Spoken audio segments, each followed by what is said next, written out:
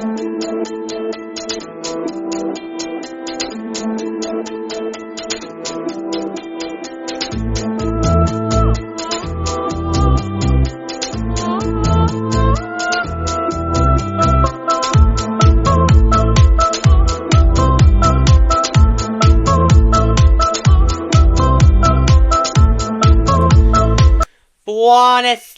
and welcome to the Victoire Show, brought to you by the Purple Rain Podcast, where this is it. We now have all 10 rosters for Milano-Cortina. It's done. It's dusted. So today is an opportunity to round up all the players that have been selected across the PWHL for each country, and I can't believe the numbers. It's just incredible. Yeah. Especially as how, you know, the PHL is saying, the run up to this, been saying, oh, we expect maybe 25% of our players to be at Milano-Cortina. Well, they've exceeded that. They haven't exceeded that. It's actually going to be 30%. 30% of the PHL is going to be represented on the world stage in just under 2 weeks' time. It is absolutely insane. It is incredible. It is incredible. And the fact that we've got 8 nations, 8 nations who are going to have at least one PHL player on their roster is just absolutely incredible. It's just incredible. The players course by across all 8 PHL teams.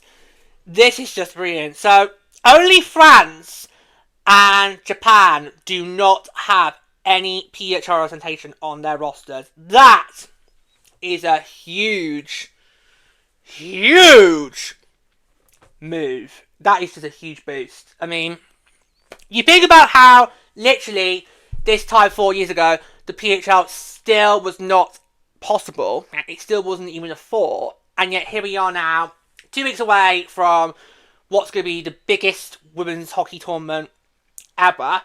And we have 8 out of 10 nations getting representation for the PHL. It's just incredible. It's incredible. So, in total, we have 61 players from the PHL who are going to be active in Milan-Cortina. It's just incredible. It's going to be brilliant. And and the standard now is going to be even higher than before, because obviously with the PHL, we expect this international gap to start closing now. This is progress, guys. This is progress in the making, and we are just all here for it. We're just so ready to go. This is going to be just brilliant. Yeah, absolutely brilliant.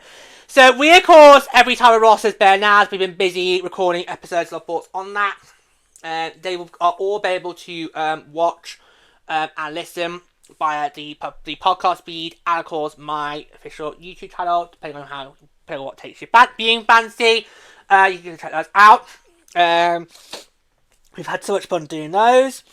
Now we're going to look at the players in detail. We're going to go do it country by country. I think we'll start with US and Canada first, because they've obviously got the lion's share, and then we'll come on to the European nations. Does that seem like that? Yeah. Okay, right. So we'll start with the USA. So USA, of course, has got 16 PHL players represented on its roster. I feel with the USA they've got a very good mix between PHL and other programs, and that's really, especially that youth depth. Oh, their youth is going to really cause some rock damage. It's going to really cause some damage. Okay, so these are the players who will be representing the PHL on Team USA. So we have I'm going to do this in no particular order, by the way. It's going to be in no particular order, alright? So we've got Hannah Bilker, Torrent. Alex Carpenter, Torrent. Kendall Coyne Schofield, Frost. Brielle Lemmy, Frost. Terahisi, Frost. Harry Knight, Torrent. Kelly Paddock, Frost. Haley Scamara, Victoire. Grace Sunwinkle, Frost. Kayla Barnes, Torrent. Rory Gilday, Charge. Megan Keller, Fleet. Lee Steckline, Frost. Hayley Wynn, Fleet. Aaron Frankel, Fleet. Guare Phillips, Charge. So those are the 16 players there representing the USA. And who would have thought that we and Seattle would have the large contingency? Well, we were expecting a big contingency for the Frost, yeah. But Seattle, four players on the roster is brilliant, especially how some of those probably would have still been Boston's if Boston hadn't let them be taken in the draft and all that. But really good. And also, great to see some representation from the Victoire in charge there as well. So we've got, apart from the Sirens, Sceptres and Goldeneyes. Correct. New York, Toronto, and Vancouver are the only PHL teams not represented on USA's roster. That's not bad. So to have a fair mixed cross-bearer teams, that's not bad. That's not bad at all. Okay, we'll move on to Canada now. Canada, as you know, is all PHL. They are sending all 23 players from their team is going to be from the PHL, which caused... We still feel really conflicted about this, because obviously we've been saying for years how we want to see a women's pro league. We get it. Canada utilises the advantage of it, and then we go to saying, actually, no, we didn't want to use all the spots, PHL. Yeah. They can go and watch the episode back and see the carnage that unfolded. As well as you in your Four Nations jersey.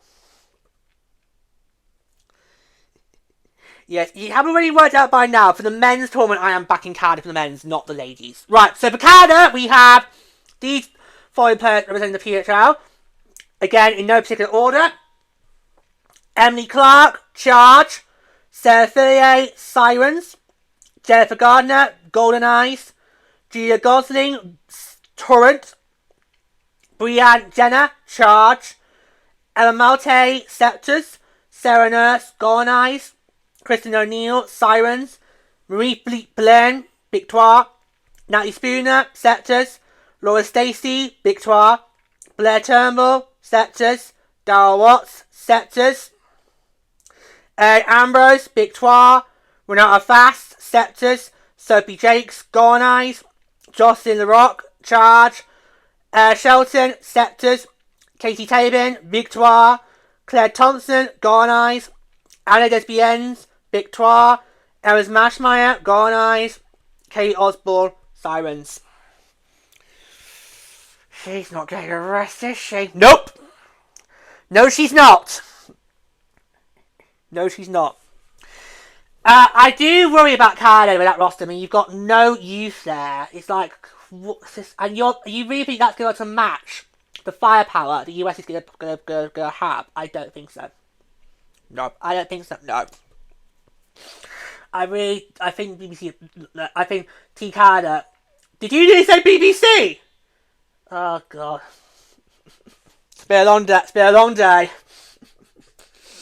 So what I meant to say, if we get to see them on the BBC, I do worry about how Canada will fare going up against USA's firepower, because there's not much youth else. There's not really going to be any NCAA players, not any college players. I mean, yes, it's great that we have at least one roster all PHL, but at the same time, you need that balance of prospects as well as your veterans. Yeah, I do wonder, because a lot are in their mid-30s.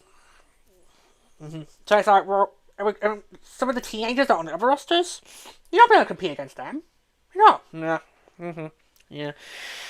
Yeah. So US Canada, as I mentioned, got the bulk of the lion's share, but we have got other nations who are going to have some states. We'll start with Czechia. So Czechia have got 8, and representing the PHL for Czechia are, again, no particular order: Klara Heiderova, Frost. Christina Katinokaba, Sirens. Denisa Shisaba, Frost. Natalie Nokuba, Victoire, Katerina, Mazoba, Charge, Teresa Mazoba, Goldeneyes, Daniela, Pishlova, Fleet, Anina, Tejova, Torrent. Great to see she's about higher represented on that roster again, so good to see Frost rotation, not just in the US, but also in Czechia. Of course, Czechia also in our group for Milan, so that's going to be interesting now. We'll see how well they match against that. Great to see the first overall pick also definitely got the roster, which I don't feel any doubt, but she actually had quite a good season compared to what we all quite thought. I was thinking, really, they're going to pick her first over, say, Casey O'Brien? Yeah.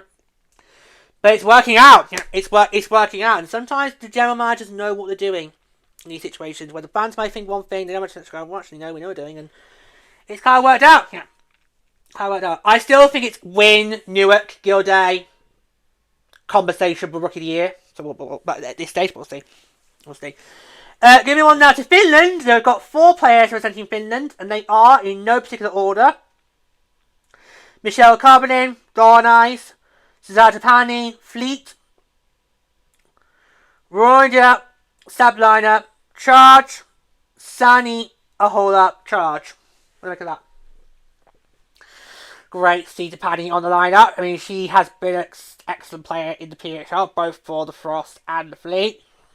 And great. Karbanin, is this what, her 4th now? 5th? 5th games. 5th game. She's been to every Olympics since 2010. This is her 5th games. Okay, yeah.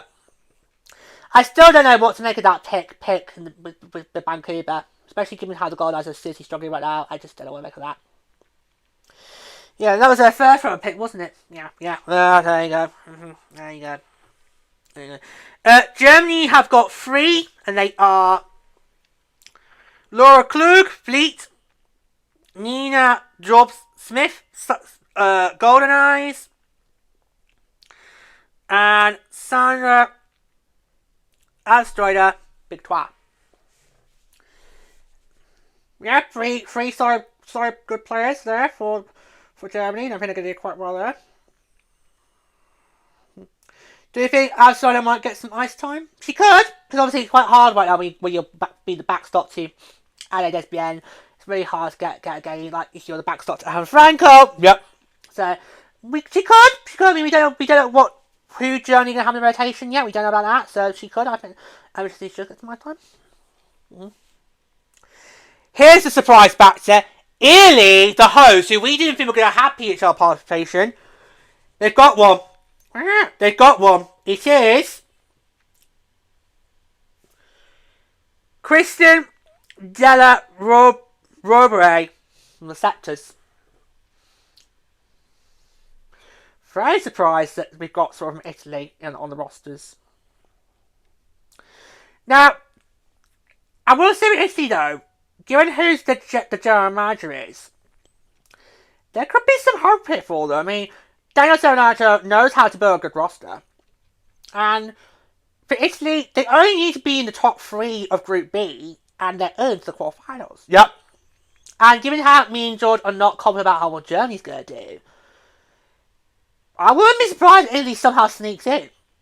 And of course, their coach is also a Quebec native, so he knows the game very, very well. Has also got experience in the women's game as well. So I actually think Italy needs to be given more praise than they might be. Okay, yes, they are the host nation. And actually got a ticket, but I think maybe we need to look at Italy more closer than I think people might realise. We'll see. Switzerland have 2, and they are Alina Muller, Fleet, and Nicole Ballerino, Sirens. No surprise, no surprise about Alina Muller at all. No surprise there.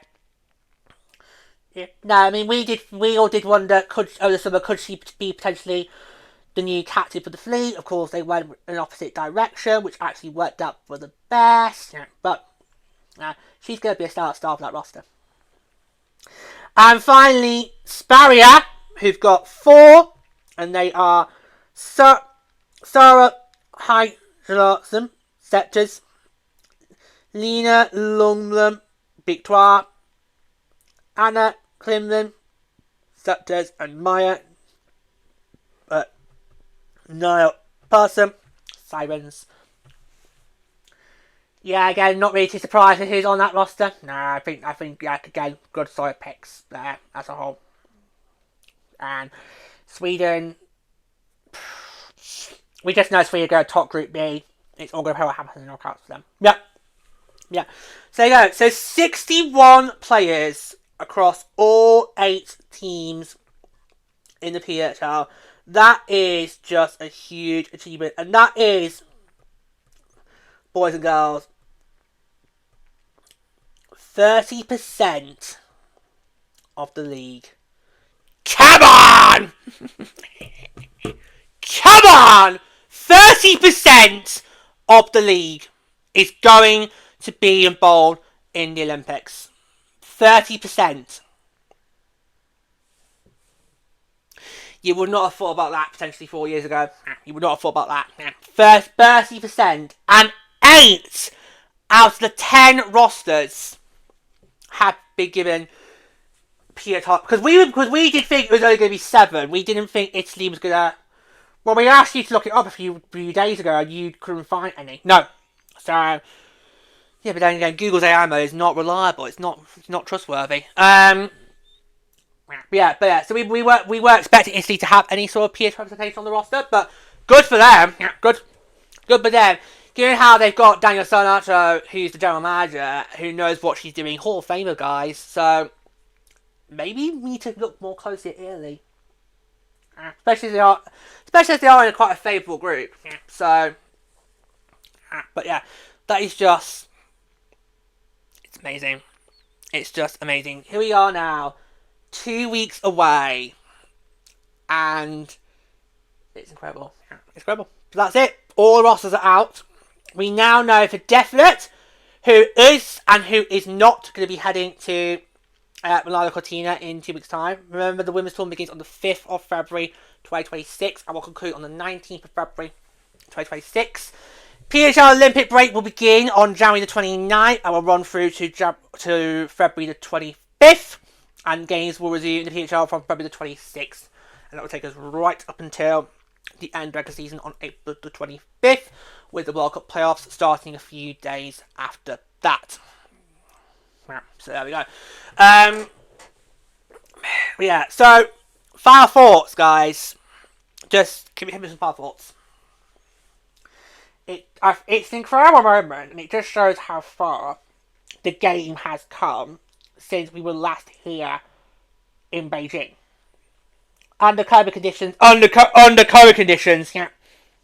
These are the first Olympics since with the Winter Games with no COVID restrictions. Hallelujah. Yeah, because Paris was the first one without any. Yeah, but that's a civil war. Who cares about? Who gives a shit? Who gives 2 cents about that? Yeah, but it's a huge moment. And of course, a lot of these players everyone's always going to be familiar with. But there's a lot of first-time Olympians in there as well, which, unless you haven't been involved with the PWHL, you're not going to be familiar with them. Yeah. There's a lot of first-time Olympians in there who we can actually give advice on because we've known them from the PWHL, we've watched their journeys, and yeah, you can just come to us if you want to know about a particular Olympian, particularly a first-timer. So yeah, it's incredible to see. And are we expecting now a more competitive tournament? I think we have to, because there's going to be 8 rosters going to Milan with PWHL representation on. I'm going to expect some really tight-knit games, because you don't normally see that in Olympics with because some nations just can't compete with others. But I'm expecting now the level just to be close to par, and we see that international gap just narrow and narrow and narrow as the more cycles go on with the PWHL involved. Yep. And it's incredibly good to see. Obviously, everyone's going to expect the final to be US and Canada, but what we are saying is they might actually now not have an easier time getting into that finals. Yeah. Than it was been. Because with the women's side, you've never had to really worry, would the US or Canada make it going, or during my time, so since 2010. You've never had that worry. Whereas the men's side, it's never been a guarantee that it would be US and Canada. And in fact, I'm going to look that up just to compare, just to hone in the point. I'm going to look up previous tournaments. Okay. Just to kind of hone in my point here, guys.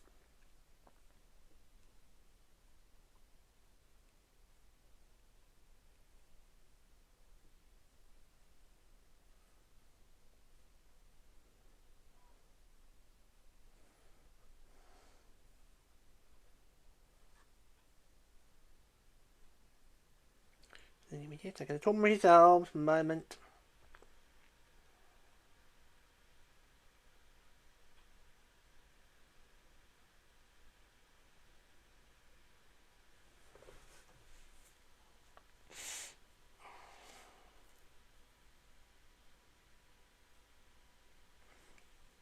Right, this might be tricky. We're going to give it a good go.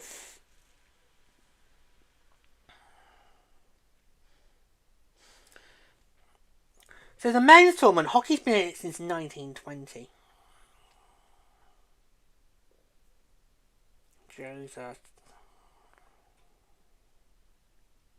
Why did it take the late 90s for the women's to get it? I don't know.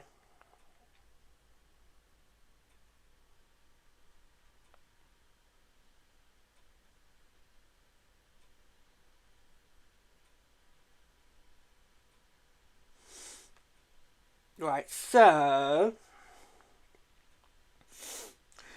in 2010, the final for the men's tournament was Canada US.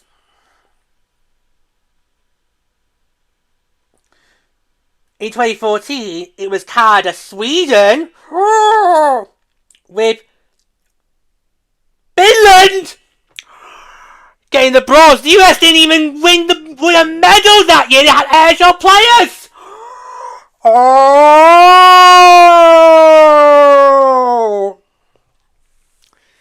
Still feeling lucky, Gary? Still feeling lucky? Still feeling lucky, eh? Feeling lucky still? I don't think so. Oh! And then 2018, we know, of course, it was that infamous OAR Germany final, which nobody predicted happening. You predicted Finland! I cursed the Finns! Did they even medal that year, or did they not? No, they didn't! I cursed Finland! Canada won bronze in Pyeongchang, and it was Germany OAR in the final. No one saw that coming. I predicted Finland to win that year because the AHL wasn't going. I predicted Finland, and that just didn't. That backfired. And then Beijing, which was a thrilling tournament for the men's with the quarterfinals. I loved the quarterfinals and the men's tournament. Everyone was just being like, "Oh my God, US and Canada been knocked out! All the Vapors have been killed!" I'm like, yeah, so? Yeah, so? What do you expect? It's Olympics. That's Olympic hockey, baby. Oh, the sass! Oh, I say! That's Olympic hockey for you guys. Yeah. Then Beijing, wait for it. Guess who medalled in Beijing? Wait for it. Finland got the gold, so I got Finland right eventually, but the wrong year. ROC got the silver, and guess who got the bronze in Beijing's men's? Guess who got the bronze? Guess who got the bronze? Slovakia. Oh! Slovakia won the bronze!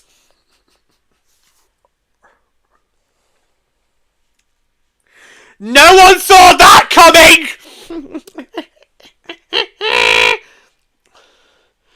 No one saw that coming, especially when they got pitted with the USA in the quarterfinals. No one saw that coming. So I don't get why in the men's tournament everyone always predicts US and Canada be the top dogs when they've only really met in the last 16 years. They've only met in the gold medal match once, and that was when Finn the Whale was hosting it. So I don't know why people are thinking they're feeling lucky this year. That might not happen. But with the ladies, which is why we're here. With the ladies, it's always been a given that it will be US and Canada. The only blemish of that, of course, is 2006. You've never thought there'd be any problems with US and Canada getting into the finals. But what we're saying is, now that the PWHL exists, and now that international gap's going to close, we're thinking now it might be more harder for the US and Canada to get through, and they might have a more tougher ride than they would like. That's what we're trying to say. So keep an eye on that, particularly with what Canada's roster is. But I'd say this is just going to be the best. 61 players. I wasn't sure how many I was expecting was going to go when we got to start off this cycle. I knew we were expecting a good chunk. I wasn't too sure how many it would be, but 61. That is amazing. That is 30% of the players right now. That's brilliant. And these numbers will grow in cycles to come, because we're going to have more teams join us in the years to come. More players will enter the league. More opportunities will come into the international stage. Yeah. So for this time, it's 30%. But don't be surprised if, say, the French Arts that goes to 40%, then it's 50%, and so on. That's because the league's growing at a very fast, accelerated pace, faster than anyone could ever predicted, which is really, really good for our game. And also to be in the position they've got 30% of our players going to the Olympics. That is just an incredible achievement, especially how this league is only still its third season, guys. This is season 3. And yet we've got 30% of our players representing us on the world stage. I don't know what percentage is for the men's side. Shall I try that real quick, maybe? Just maybe do a comparison. Of course, we do have some different nations in the men's side. I'll give it one go, and we won't bother. If I can't find it. No. If you go back to someone and say to me 30% of the PHL is going to be representing Milan-Cortina, I would bit your hand off at that. I'd be like, that's incredible. So, especially how we're only at 8. We've only got 8 teams right now. That's just, that is incredible.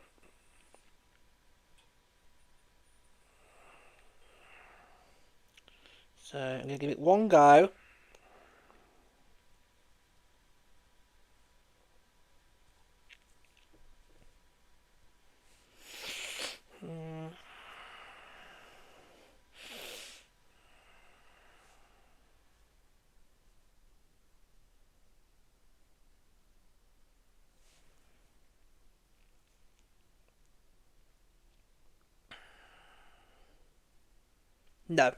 No, bores much.